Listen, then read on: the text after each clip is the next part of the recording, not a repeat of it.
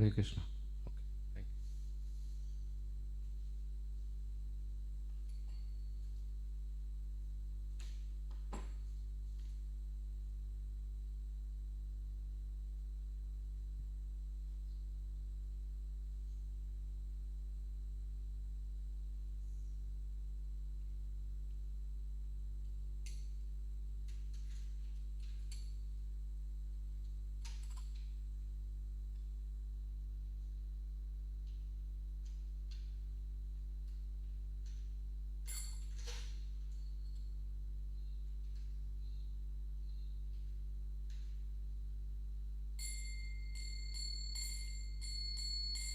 Jayo Radha Madhava Kunja Bihari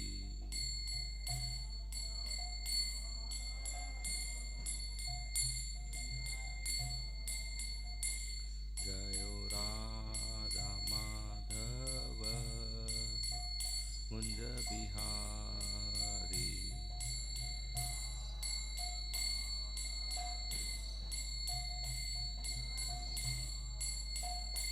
Jaya Gopi Jana Vallabha Girivaradhari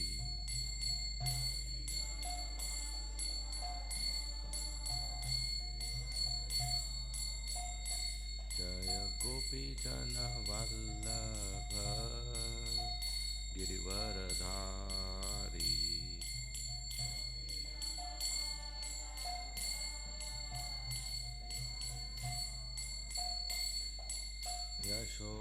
Yashodanandana Braja Jana Ranjana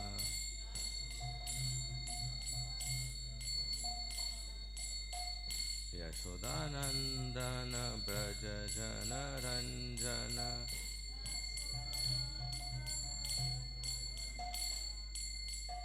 Yamuna Tira Vanachari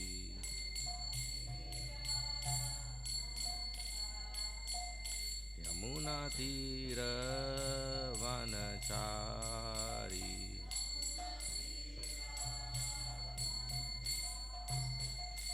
Jayo Radha Madhava Kunja Bihari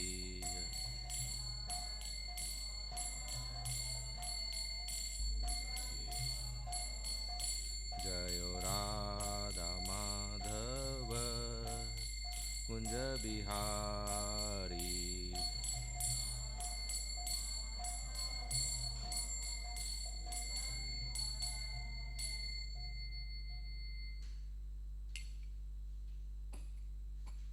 Jai Shri Shri Radha Madhav ki Srila Prabhupada ki Jai Om Namo Bhagavate Vasudevaya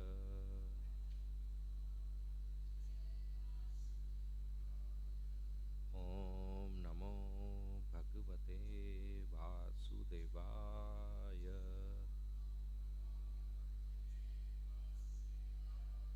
Om Namo Bhagavate Vasudevaya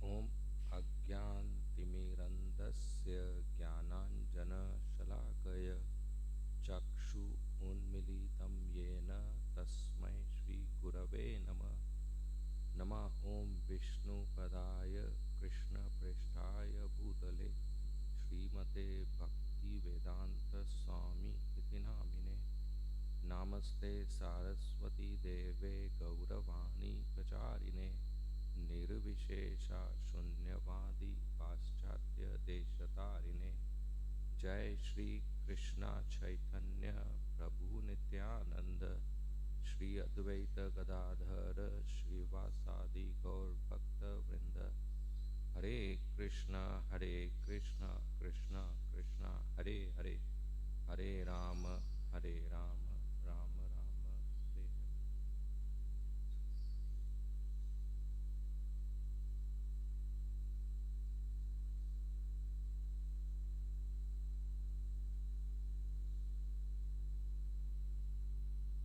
Hare. Hare Krishna. So we welcome all the devotees for this seminar on the life and teachings of Srila Bhaktisidhanta Saraswati Thakur. This year we are observing 150th birth anniversary of Srila Bhaktisidhanta Saraswati Thakur, who is spiritual master of His Divine Grace A.C. Bhaktivedanta Swami Srila Prabhupada, who is founder Acharya of International Society for Krishna Consciousness, ISKCON. So Srila Bhaktivinoda Thakur, who is father of Srila Bhaktisiddhanta Saraswati Thakur,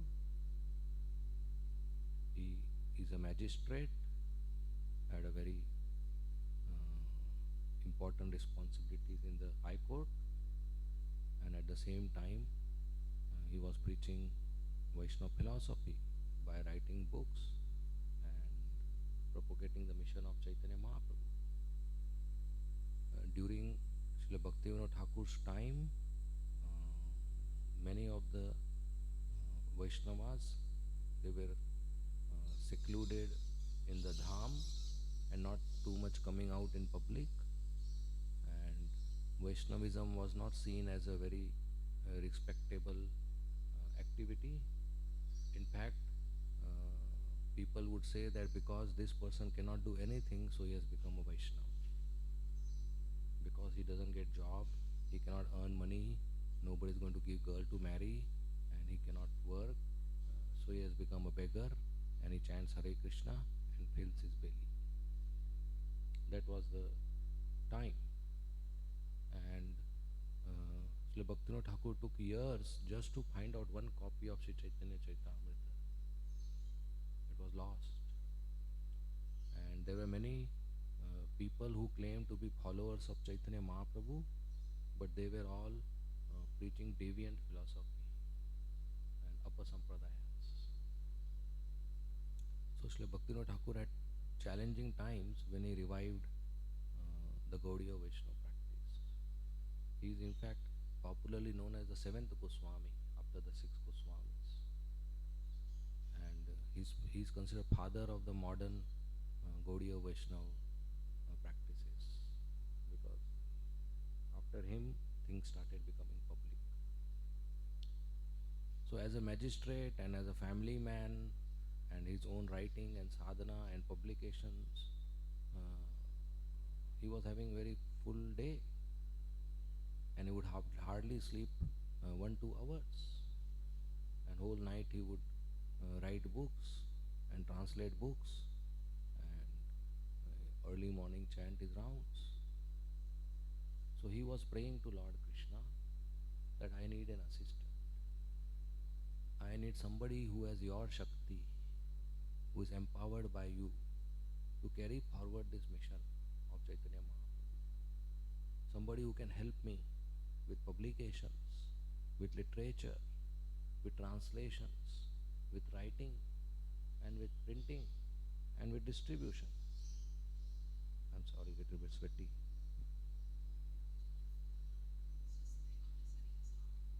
Huh? Right? Yeah, okay. So, thank you. So he prayed, and as per his prayers, one son was born, whose name at that time was Bimal Prasad.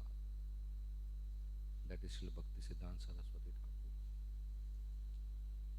And just after the son is born, few weeks later, there is Jagannath Rath Yatra. And Srila Bhaktivinoda Thakur's house is just on the same road from where the Rath Yatra parts. Lord Jagannath's cart passes. So when the Lord's cart was passing and it arrived outside the house of Bhaktivinoda Thakur, Lord Jagannath stopped. And seeing this as a good opportunity, Srila Bhaktivinoda Thakur's wife, Bhagwati Mata, she brought small baby Bimal Prasad and sent it on the cart to offer to the lotus feet of Lord Jagannath. Just like uh, flowers and fruits and Tulsi Maharani and other bhoga is offered to Lord Jagannath. It is a very much tradition in India and Orissa that they offer the small babies also. That my Lord, this is your servant, you bless him. So they take the baby and keep it on the feet of Lord Jagannath. Of course, this doesn't happen in ISKCON temple. Babies are not offered at the altar. But on the Rath cart, the Lord is very merciful, so babies are sent very rarely. But now she was magistrate's wife, so they were respect in the society. So they took the baby and kept it in at the lotus feet of Lord Jagannath, and Lord Jagannath's garland fell on the baby. And that was considered a very, very auspicious sign of blessings. When the Lord wants to bless somebody and he wants to go to somebody's house to bless or somebody's life to bless, he goes in the form of garland, he goes in the form of prasadam, mahaprasadam, or he goes in the form of a sadhu. So if somebody offers us garland, we should understand the deity has sent to us for blessings. Somebody offers us mahaprasad, or some sadhu approaches us to engage us in Krishna's service, that means Krishna has sent that person to bless us. So looking at this opportunity, they did first grain ceremony, Anna Prashan, on the Rath cart itself at the lotus feet of Jagannath by offering the first rice to the child, the Mahaprasad rice. Anna Prashan means the first grain which the child eats, and that's the samskara, like Govardhana samskar, name giving samskar, vivah samskar, marriage, or antim sanskar. So this is one of the samskara which is very essential, that a Mahaprasad is given as a first grain to the child other than mother's milk. So that was done on the Jagannath cart. So everybody knew this is a special child. He was very beautiful and he had long arms reaching his knees. Ordinary average people, their arms do not touch their knees. It is above it. But his arms would reach his knees. That is one of the symptoms of a great personality. And he had a broad forehead that denotes intelligence. And like this the baby grew up, and as he went to school, apart from his school subjects, he would read all other books in the library. He would never be interested in ordinary subjects which are taught in the class. He would read all the books in the library and still he would pass the exam with first class. Because that was very ordinary knowledge, he would know everything. Once he would hear anything from his teacher, he would remember whole life.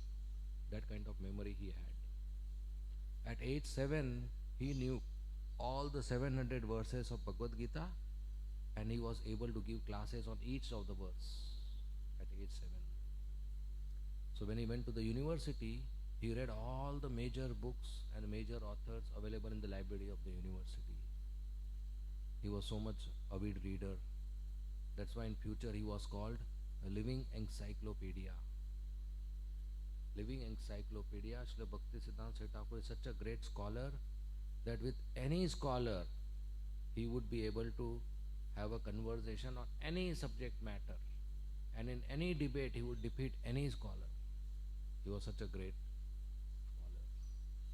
So as he was studying, he also had some bend towards mathematics and astronomy and astrology, and that is many scientists even today and earlier days were very much inclined to understand the stars, the moon and the planets, and if they could make a good theory sitting on the earth planet, and if that theory can predict the movement of the solar eclipse, lunar eclipse or anything like that, that is considered success, because they are predicting a phenomena which is very far from you. So he was so much expert that he wrote a book on astrology, which even today the scholars refer to, and because of that the intellectual community of the city awarded him the title Siddhanta Saraswati. Siddhanta Saraswati. And gradually Srila Bhaktivinoda Thakur taught him to write, translate Gaudiya Vaishnava literature and publish books, and he was helping his father. And Srila Bhaktivinoda Thakur also gave him Kurma deity to worship, which he worshipped his whole life, and also taught him how to chant, and he would chant every day. Once he was very small boy, new mangoes came in the house. Somebody gave new mangoes, or they bought new mangoes, fresh mangoes, and they were kept in the house. And the small boy came and he saw mangoes, and he tried to pick it up. That, wow, mangoes, I want to eat mangoes. Everybody gets attracted to mangoes. And as he was about to take, Srila Bhaktivinoda Thakur strongly said, no, stop. First Krishna will eat, then we will eat. How can we eat before Krishna eats? Small child, innocent, no mistake. He didn't eat, he was just thinking.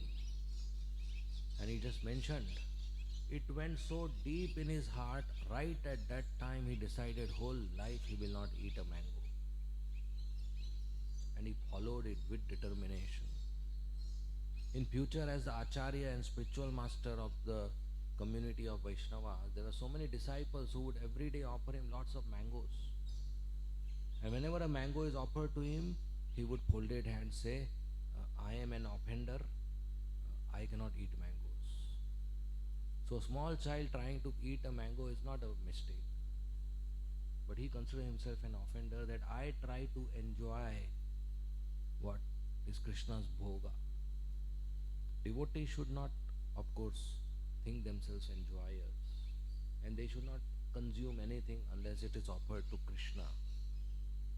First we offer to Krishna, and then we honor prasadam.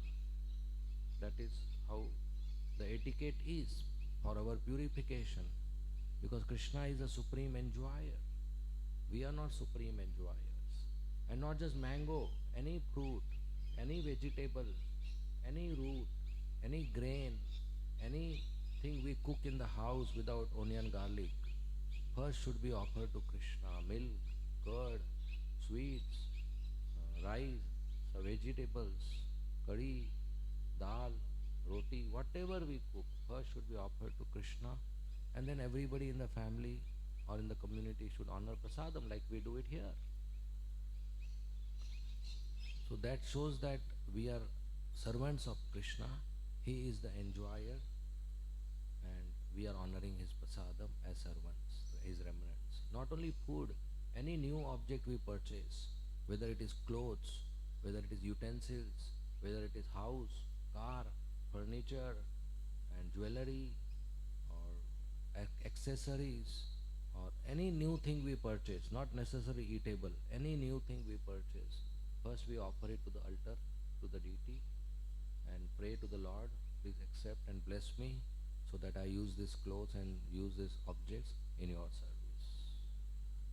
And then we honor that as prasadam. So then our life is purified. Whatever we offer, that object is purified. The income by which that object is purchased, that income and occupation is purified. And our consciousness is clear that he is the enjoyer and I am the servant. So Srila Bhaktisidhanta Saraswati Thakur followed this whole life. And as he grew up, he became a very famous scholar and very famous preacher. And people from far and wide would come to ask him questions and debate with him. And he would defeat anybody and everybody who comes to him by his high intelligence, high logic, and reference from the scriptures. And because he was such a nice devotee and so big scholar and famous, many sadhus wanted to make him his disciple, their disciple, because they thought if we have such a scholar, famous disciple, we will also become famous and our name will also be happening good and money will also come. So Srila Bhaktisidhanta Saraswati Thakur was not getting attracted to all these sadhus who wanted him as his disciples, but he wanted to take initiation. So once Srila Bhaktivinoda Thakur introduced him to Gokuleshwara Babaji Maharaj. Gokuleshwara Babaji Maharaj is very renowned Paramhamsa, who would earlier stay in Vrindavan. Then when Chaitanya Mahaprabhu's birthplace was located by Bhaktivinoda Thakur, he came and stayed in Navadvip Mayapur. And whole day he would chant, and he is illiterate, he never made any disciples, and many times his residence was public latrines, public toilets. He would go and stay in public toilet, and there was a bad smell, so nobody would come there to meet him, and he would find that yes, I am peaceful, nobody is disturbing me, I can chant whole day.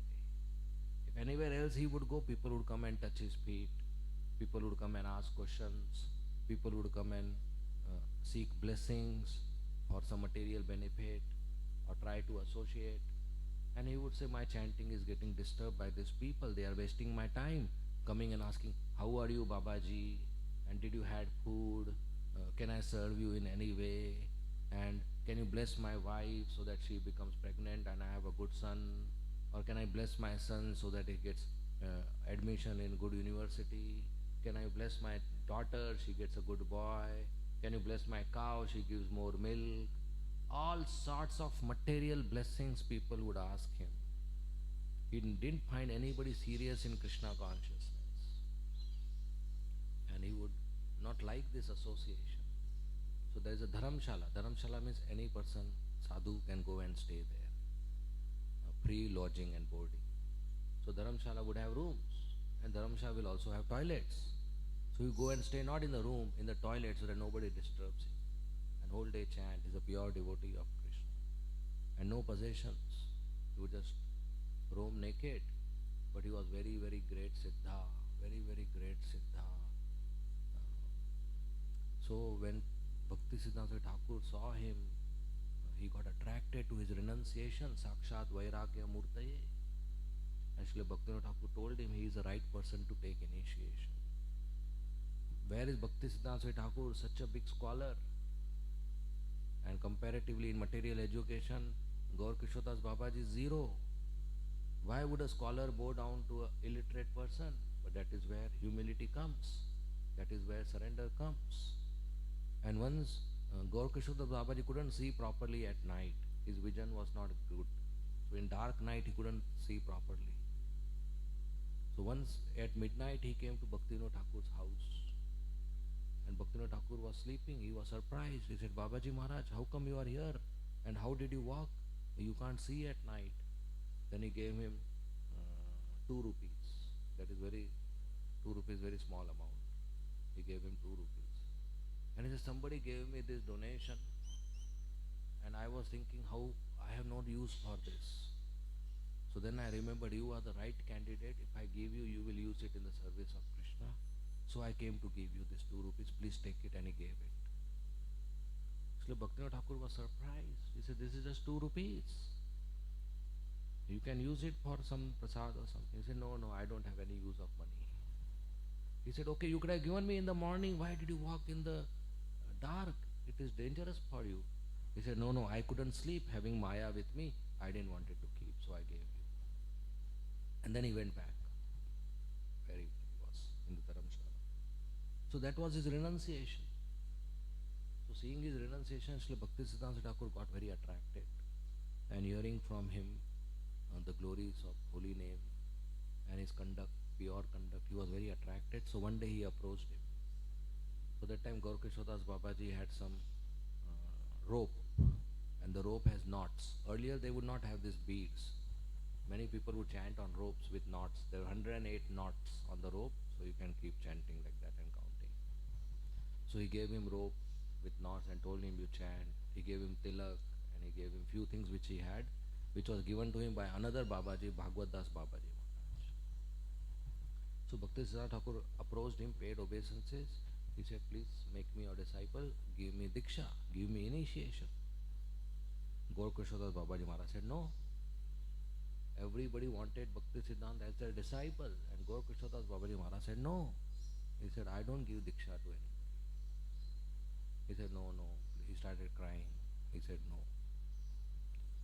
So next, after a few days, Bhaktisiddhanta Thakur was determined. He approached him again. He said, please, I beg you, please have mercy on me. Please give me initiation. So Gokuleshwara Babaji Maharaj already said no, but he's approaching again. So just to avoid him, he said, okay, I will ask Chaitanya Mahaprabhu and tell you. So after a few days, Bhaktisiddhanta Saraswati Thakur again approached and paid obeisances, and he said, did you ask Chaitanya Mahaprabhu? He said, oh, I forgot. Again few days later he went, said, now did you ask Chaitanya Mahaprabhu? He said, yes, I asked. He said no. And then Bhaktisiddhanta started crying, and he was suicidal. He said, if you don't give me mercy, I will commit suicide. I know you are the worshipper of Krishna, who is number one cheater, and that's why you are cheating me. You think I am a big scholar, that's why you are not blessing me. But I am, without your mercy, I am zero. And when he saw such a humility, he was very happy. He said, okay, I will initiate you. And only one disciple he had whole life, Srila Bhaktisidhanta Saraswati Thakur, very qualified disciple. And then by the blessings of Guru, Srila Bhaktisidhanta Saraswati Thakur took a vow of chanting 192 rounds every day, and he fulfilled it for 9 years. 9 years he sat at one place and chanted 192 rounds every day. Srila Bhaktisidhanta Saraswati Thakur. After that he started his preaching. Preaching happens by purity, not by scholarship, not by memorizing shlokas, not by cutting jokes and stories to attract the audience. That is all intellectual sense gratification. Preaching happens by purity when the heart is pure, when the conviction on Krishna is very high, when intensity of dependence on Krishna is very high, then that conviction, that faith is transferred to the audience heart through our words when we are pure. So after that he started his preaching. And how Srila Bhaktisiddhanta Thakur was so austere that when he was chanting his rounds, during monsoon season the roof will leak and water will come. And he would say, why to waste time repairing the roof? For years he would keep an umbrella and chant. In his house he will use an umbrella because the roof is leaking. He would not worry about repairing the roof, he would just chant. So that was his determination. So seeing this, Gokuleshwara Babaji was very happy, and he said, the renunciation of Raghunath Das Goswami has appeared in my Prabhu. It is his disciple, but he would address his disciple as my Prabhu, my master. And in the same way, when after chanting 9 years and starting preaching in Kolkata, in Ulta Danda society, once Srila Prabhupada, who was known as Abhay Babu at that time, he was with his friend Mulik Ji, and Mulik Ji had met Bhaktisiddhanta Saraswati Thakur, and he had very high appreciation for him. So he told Prabhupada, why don't you come with me? There is one nice sadhu, we will meet him. Srila Prabhupada had met many so-called sadhus. His father is a pure devotee, Gaur Mohan De, and he would invite many sannyasis and sadhus in the house every day and feed them prasad. And Prabhupada had seen they are all become sadhus not because they are attracted to Krishna or they wanted to pursue spiritual path, but that was their easy way to fill their belly. So because when you are in saffron dress, especially in India, any person would happily invite you, even a stranger, and feed you nice prasad. So people would adopt that kind of occupation. That is mithyachar, pretender, false behavior. So Prabhupada was not liking all this. So when his friend Mulik told him, let's meet a sadhu, Prabhupada said, no, I am fed up, I don't want to meet sadhus. But he said, no, this is a different sadhu, I have met him, he is very nice and you should meet him. In fact, Prabhupada among his friend circle was considered a leader. And they wanted Prabhupada's opinion about this sadhu, that if Prabhupada gives a good opinion, then they will get a confirmation that yes, he is a good sadhu. So they wanted Prabhupada to come. So Narendra Mulik told him, you come. He said, no, I am not interested. And he forced him to come. He caught his dhoti and started pulling him towards the direction. On the street, two Bengali gentlemen trying to push and pull each other with their clothes. It was a very awkward situation, and it was not embarrassing. So Prabhupada said, okay, okay, I am coming. So Prabhupada went with Mr. Mulik to meet Srila Bhaktisidhanta Saraswati Thakur. And Srila Bhaktisidhanta Thakur was giving darshan. His associates and disciples and well-wishers were sitting, and he was sitting on an asan, sitting very erect, with shaved head, shikha, tilak, kanti, sacred thread, chadar, dhoti, and very effulgent and very scholarly. So as the custom, as soon as Prabhupada entered, he offered full Dandavat Pranam, which a sannyasi should be offered. He didn't even yet got up completely and sat down. Srila Bhaktisidhanta Saraswati Thakur said, "You are English-speaking gentlemen. You should go to Western countries and preach in English language." Srila Prabhupada was aghast that I am not his disciple and he is giving me order. And what kind of order? To go to Western countries, to go outside India and preach Krishna consciousness. Who will listen? And that time India was under British rule. And all the great leaders of India were talking about Indian independence, especially Gandhi, Nehru, Chandrasekhar Azad, Subhash Chandra Bose, and everybody was following them. Almost 100% people wanted Indian independence. Whole country was burning by the call of Gandhi, do or die. Either we get independent or we die. And Prabhupada was follower of Gandhi. He was wearing khadi to show that I am follower of Gandhi. So he felt the urge that I am in the Gandhi dress, I should speak about it. So he told Srila Bhaktisidhanta Saraswati Thakur, we are dependent nation. We are not independent nation. Who will hear our words and who will respect our words? More important is first to free India from British regime. So Srila Prabhupada's argument was, if I go outside India and tell them I am bringing spiritual knowledge to you, they will say you are already slave of somebody. And they will not respect slaves. They will not respect us and they will not take us seriously. So he said that first we should be independent, then we can talk about this. As a dependent nation we can't preach. Every single person in the country would agree with Prabhupada, because that directly goes in sync with Gandhi, the hero, the father of the nation, and Nehru and Bose, Subhash Chandra Bose. And Srila Bhaktisidhanta Thakur heard this and he told, Chaitanya Mahaprabhu's message is more urgent. It cannot wait for India's independence. There was one person sitting in Kolkata talking against all the opinions of great political leaders who were heroes of the society. And Prabhupada was surprised. Such a bold statement. Who would speak against Indian independence at that time? So Prabhupada made some more arguments and Bhaktisiddhanta Thakur defeated him. And Prabhupada was very satisfied, and he understood the message of Chaitanya Mahaprabhu is in right hands. This is how one should speak truth. A sadhu should not speak to flatter somebody or to compromise his truth so that the person doesn't get upset. Because if the person get upset, then I will not get further invitations and dakshina and respects and followers and nice food. A sadhu should speak truth, even if it is bitter. Sadhu should not compromise. That's why sadhu should not depend on other people for his sustenance. He should just depend on Krishna.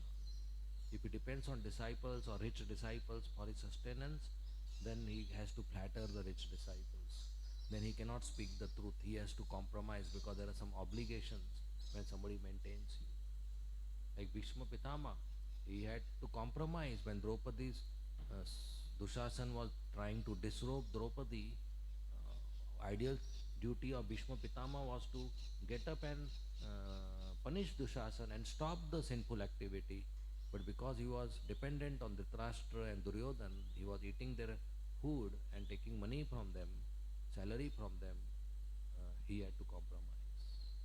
He had to omit his duty and he became a silent participator in the sinful activity of trying to disrobe Draupadi. So that happens for a sadhu should be only dependent on Krishna.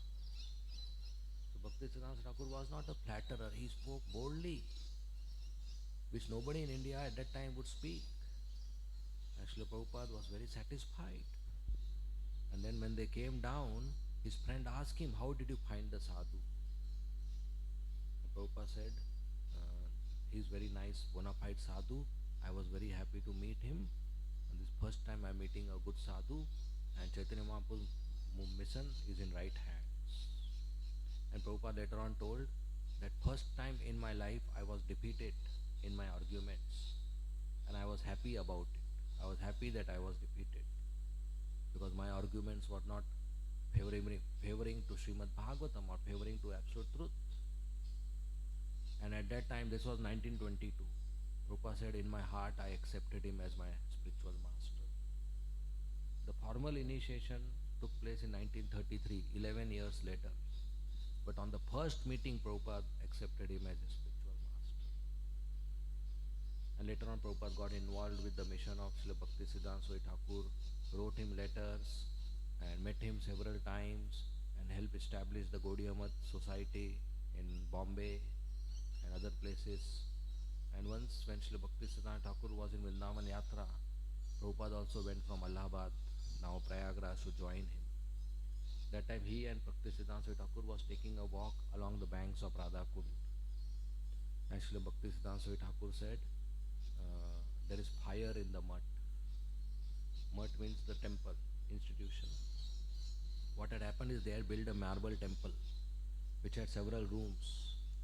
And once it was built, many disciples of Bhaktisiddhanta Thakur were fighting among themselves who will get which room to stay. So he said, there is fire in the mud.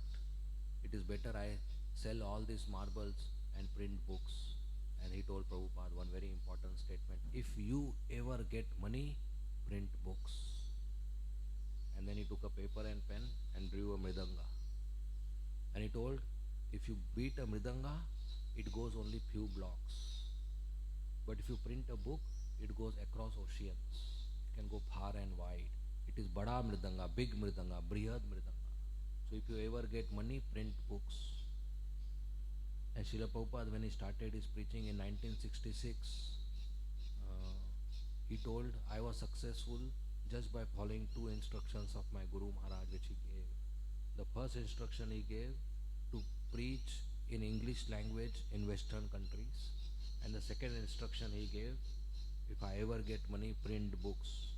This is the only two things I did, and such a big ISKCON society was started. This is the power of an order of the spiritual master. Prabhupada, whatever Guru Dakshina he got, one is donation to ISKCON, but one is Guru Dakshina also. After initiation, disciple is supposed to do bhiksha and give Guru Dakshina to the Guru. And when Prabhupada meets some families, they would give some Dakshina. So whatever personal Guru Dakshina Prabhupada got, do you know which bank account he put? He put one single bank account. That bank account was at that time known as book fund. Book fund. All his Guru Dakshina he put in book fund, and that book fund bank account later became BBT, Bhaktivedanta Book Trust. So all money Prabhupada got personal Dakshina, he put in BBT and established the BBT. Because Guru Maharaj told him, you ever get money, print books. And Prabhupada established BBT, and today BBT is printing and publishing books in so many languages and so many titles in so many countries, and we are having so much massive book distribution. So this is the order given by Srila Bhaktisiddhanta Saraswati Thakur which Prabhupada followed. So Srila Bhaktisiddhanta Thakur is grandfather or great-grandfather, is spiritual master of Srila Prabhupada, and by his blessings Prabhupada said all this ISKCON movement is successful. We see Srila Bhaktisiddhanta Thakur present in our altars and is worshipped. So this year is 150th anniversary, and we pray to Srila Bhaktisiddhanta Saraswati Thakur to bless us so that we will continue to dedicate ourselves in the mission of Srila Prabhupada and practice pure devotional service. Outside the Mayapur temple there is Mother Ganga, Ganga river, and in between the river and temple there is a road. That road is named as officially by government Bhaktisiddhanta Road. and Mother Ganga is little down and the road is little up and temple is again down. So many times when the flood happens in the river, all the water will go inside the temple. But when the road was built properly, the road was so high that the water will not go inside the temple and the temple would get protected from the floods. So devotees wrote to Prabhupada that now the road is built, Bhaktisiddhanta road, by the government, and now we are protected. Otherwise every year rain will come, Ganga would get flooded and all the waters will go in the temple and devotees had challenge. So when they wrote, Prabhupada wrote back, yes, Srila Bhaktisidhanta Thakur will always protect all of us. So we are always protected by the Guru Parampara. So we are not practicing some small concept or small idea. We have a backing of very, very great acharyas in the parampara. We are practicing eternal process, Sanatan process. And just by following Srila Prabhupada's instructions, we'll go back home, back to Godhead. So we are fortunate to be in this parampara. We are fortunate to be in association of devotees in ISKCON, and we should continue practicing that and preach Krishna consciousness worldwide. Whomever we meet, we talk about Krishna. Okay? We end here. Thank you very much. Srila Bhaktisiddhanta Saraswati Thakur ki jai. His Divine Grace A.C. Bhaktisiddhanta Swami Srila Prabhupada ki jai. Hare Krishna. If there are any comments or questions, you may please ask.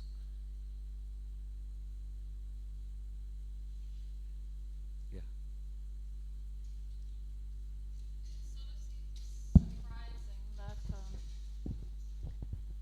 I didn't really ever understand how so quick. I mean, it was 400 years since Mahaprabhu, but all of a sudden it was like from booming and being like Chaitanya Mahaprabhu made a revolution with the Chankazi, and then everybody was back out on the streets and chanting, and the respect came for the Vaishnavas again. And then it was again lost to such an extreme degree that even Chaitanya Charitamrita is hard to find. And then all of a sudden how were the books found, and how was the printing started back up, and how did all of a sudden the loss and then the revolutions? And well, Srila Prabhupada writes that when the spiritual master leaves, there is chaos in the society. There is a big vacancy. And only sincere disciples who are following his Vani can restore the balance. So when Chaitanya Mahaprabhu disappeared, Nityananda Prabhu disappeared, the six Goswami disappeared, Vishwanath Thakur, Baldev Vidyabhushan disappeared, the chaos happened. And time is very powerful. When Krishna gave Bhagavad Gita to Arjun, he said that I gave this before to Vivaswan. Vivaswan gave to Ishwaku, Ishwaku gave to Manu. But then it was lost, so now I am giving you again. I am re-establishing the parampara with you. So this is, by the force of time, this up and down happens. Not only in the knowledge, it happens in everything.